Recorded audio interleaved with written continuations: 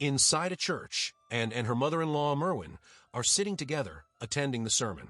There is a pregnant woman who takes the communion host. When it's Anne's turn, the priest prays for her husband, who is in the war. Outside, Merwin chats with the pregnant woman and touches her belly for prayer while stealing her golden bracelet. On their way home, Merwin tells Anne that she has plenty, but they have nothing. As they approach their house, Anne notices a soldier on a horse behind her. Merwin can't see it. They then walk towards the house and puts some seed into the soil and gets to cooking. After finishing eating, when Merwin sleeps at night, she cooks some leftovers and eats once more for the hunger. While sleeping, she dreams of her childhood playing with her two friends. Days later, she takes out the beets she managed to grow, and Merwin says now she will sell the bracelet and buy some bread with it. She is glad to have her as her daughter-in-law. Later, Anne dreams again, this time of her husband Seamus, returning but falling on the ground and screaming in pain. Merwin wakes her up. She has bought some vegetables. However, it turns out to be rotten, and in anger, Merwin throws them away. However, she comforts Anne, wishing that God would soon give them something, and also wishes for Seamus to return. Merwin then tells her that she must keep having ambition because the war will make them rich. Later, by the beachside, Yago, a fisherman, has just landed his boat, and comes and becomes excited to see him, who happens to be her childhood friend. He was in the war, and Anne expects the war is over. But Yago claims it's only over for him. She then wonders about her husband, who should have been with him, but Yago becomes quiet. He is taken back to the house and given food while Merwin asks him about her son. He says there were only piles of bodies all around, bloodied and in dirt. He and Seamus had to leave. He is only a fisherman. They were forced to go to the war that would not change anything. Merwin blames him for abandoning his post. Yago says they decided to leave together at night, but they were attacked by thieves. They killed Seamus while he could run away. Merwin asks how it happened, and he responds that they slit him open. Outside, and breaks down thinking of her husband when child Seamus appears before her holding her hand. The next morning, Anne wakes up to find Merwin already awake. She contemplates their condition. She points out that Anne is now left without a husband and is childless. She worries about what they are going to do. She sobs and walks out. Later, on a shore, a boat is wrecked, and one of them is dead while another guy is wounded. Merwin comes from behind and stabs him to death. She conceals the knife and calls up hiding Anne, and figures they died in an accident and prays for their souls. Merwin takes anything that would be worthy. Merwin takes those things to the market to trade. They cook some food and eat. The next morning, Anne sees that the beets are all dead this time. She once more sees the soldier on the horse. She tells Merwin about it, but she laughs that she is sometimes a little mad. It has come from her mother, she says.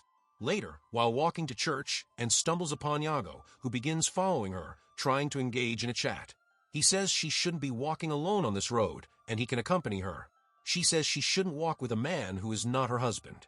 He reminds her that her husband is dead, and she walks away. However, on her return, he sticks with her and praises the weather to Merwin, who doesn't like him much. Merwin tells her that she never liked that boy. He always had a jealous look, even as a child. She calls him a parentless rat and a stray dog, and says they were very close friends before she got married to Seamus. She doesn't think of him as an evil man. Merwin says in this time of the war, demons walk the earth in the shape of men. She must stay with her. If she disobeys her, the knights of hell will drag her down into the pit, and gets scared hearing that and promises her. Later one day, when Anne gets into her home, she finds a man sitting. Merwin tells her his name is Friar Penrose, and that he found him on the road home. They offer him some food. He says he is a clergyman, and shows them a relic that is worth a lot. He asks them for 3 silver coins to trade them. Merwin tells him that they cannot afford it because they have no money. She then asks who else knows that he has returned from his travel, and Friar says they are the first. He is bound for London, and before leaving, prays for Anne, when Merwin holds him from behind and slits his throat, and is completely shocked as the man slowly passes away. She screams he was a man of God, but Merwin tells her that he was a false pretender and his items will feed them through the winter. Together, they get rid of the body and clean up the rug. She convinces Anne that the man's heart was filled with material wealth and lust that made him an evil person. They shouldn't regret his death, and is not sure if they did the right thing. Merwin tells her that all they must do is survive, and she must never give in to lust. She will be in hell otherwise, never to meet her son in heaven. One evening, while wandering around the jungle, and sees a man. But soon enough, the soldier on the horse arrives and cuts his head off. Scared, she runs towards Yago's place and stumbles upon him. She tells him about it, but he says there is no such man. She calms down, and he expresses his happiness that she came to find him in fear, and tells him that she doesn't want to be dragged down the pit of hell, as Merwin has told her. Yago, hating her, calls her a hag. He says she is merely trying to scare her. The real hell is where they have come from, the bloody war, just a few miles up north. He says the reality is that both of them want one another. He asks her to come to his place tonight, and once more had a dream where she saw Merwin having raw meat. She wakes up and calls her to see if she is awake. Getting no response, she dresses up and leaves. She walks on and reaches Yago's place, where he is sitting awake. She regrets being there, but still approaches him and kisses him. In the morning, when she is to leave, Yago asks her to live with him. She says she can't because Merwin needs her. Yago tells her that Merwin can take care of herself, and tells him that she scares her, and returns and lies back in the bed. Merwin is awake. She asks her where she has been, and replies that she wanted some fresh air. Merwin then tells her that she will die without her. She thinks and is an angel sent by the god in the absence of her son, and feels bad for her and says she knows. At night, and Merwin kill another traveler and loot him. They find a child's toy along with him. They take all the things back home. They are at the church again, and still has the toy in her hand. The pregnant woman has had her baby now, and keeps glaring at her.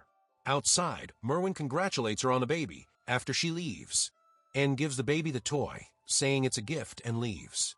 They go back to the house and eat while Yago calls from outside. Merwin gets out and attends to him. He says he is here for Anne, but she tells him to find some other woman. He tells her that she can still bear her child, and she is taking that away from her, and Merwin gladly agrees, saying husband and child have brought no joy for her. It's all pointless. He still tries to force his way in, but she holds a knife to his throat. He backs off, screams to Anne that he will wait for her, and leaves. Merwin gets back in and comforts her, saying this is where they belong. She is her son's wife, and she is her family. She is her responsibility, and it's God's law. Later, Anne attends a church and expresses her helplessness. She says she is hungry all the time because of everything she has lost. She soon apologizes for cursing, but wants an answer for all of this still. Later, she makes some medicine for Merwin to help her sleep. She dresses up once Merwin is asleep and heads out. She meets with Yago, who tells her a story of love and longing about a mermaid that she eagerly listens to. They then run to the sea and gradually make out. Merwin wakes up at the house. Finding in nowhere, she walks out and looks around, calling for her. She then hears a horse neighing. She looks back, and the soldier is there. She quickly hides herself as the soldier slowly approaches. She gets ready with her knife as the soldier heads to her door. He is fully covered in a shield. She sees a pouch of coins on him. The man backs off from the door, and she follows him. He is on his horse, continuing through the woods, and Merwin, following him, reaches close to Yago's place. She sees him making love to Anne. The soldier walks and stops a little further. Merwin goes after him and stabs him in the neck. She finishes him off and takes his things, and wants to take off his helmet as well. Is so stuck that it won't come off. However, she gives all her force and finally takes it off. Meanwhile, Anne is lying with Yago by the beach side. She is quiet, and he wonders what she is thinking of. She expresses herself. She thinks of demons. Last Sunday, the father talked about the demon who desires material wealth. She looked at the newly mothered Mistress May, wearing a silver cross on her neck. She envied her badly. She wants what she has. She wants her wealth, comfort, looks, and a child like hers. Yago tells her she can have those with him. It eases her off, and she finally laughs. He asks if she thinks of her husband now. She certainly does, and everything has changed. She has Merwin to take care of. Yago tells her to leave her and live with him. He wants a wife, and she needs a husband, and says he wants her now. They then eventually kiss, and returns home and sees Merwin facing away. She tells her that she is going to marry Yago. It is what she wants, and she has made her choice. She further tries to convince her that she has always obeyed her, but her actions make her sick. Merwin then snaps and calls her a whore, saying she will burn in hell. She curses her that the nights of hell will come for her for abandoning her duty. In fear, and instantly runs away. She quickly reaches Yago and tells him that she won't live with her any longer. Later at night, as they sleep together, and wakes up and sees the armored soldier attacking her. She wakes up from a nightmare. She goes outside and sits by herself as Yago attends her. She figures it is Sunday and asks him to go to the sermon in the afternoon. She says God's words will soothe his soul, but Yago laughs and asks if she thinks his soul needs soothing, and says she will make him a pious man. They reach the church, and Yago keeps on yawning. She can see his unenthusiasm. The sermon ends, and they all stand up. A flashback appears of them playing together in childhood. Suddenly, an argument breaks out when Seamus hits Yago, and he falls to the ground, and can't do anything as Seamus takes her away. Yago lies bleeding, watching them leave. After everyone leaves, and continues praying, Yago approaches her to get going. She says she is leaving a little prayer for Merwin and Seamus. Yago reminds her again that Seamus is dead and is in the dirt. The thieves smashed his head and left him to die, and halts and says she thought they slit him open, not smashed his head. Yago falters but says it doesn't matter since the man is dead anyway. The thieves came and smashed his head with a rock. He was a fool, Yago tells her, and strictly tells him to speak the truth. He says the truth is that he has always loved her, and now she is finally his. They must leave Seamus and Merwin behind and lead their lives. Once more and rigidly tells him to speak the truth, or she won't ever speak to him. Yago speaks out. He says Seamus changed a lot while they were at war. He slowly turned insane and ruthlessly killed their own men and stole the money to return home. He saw the soldier on the horse. On their way, as they slept, the soldier arrived there. Yago saw him, but Seamus attacked him from behind.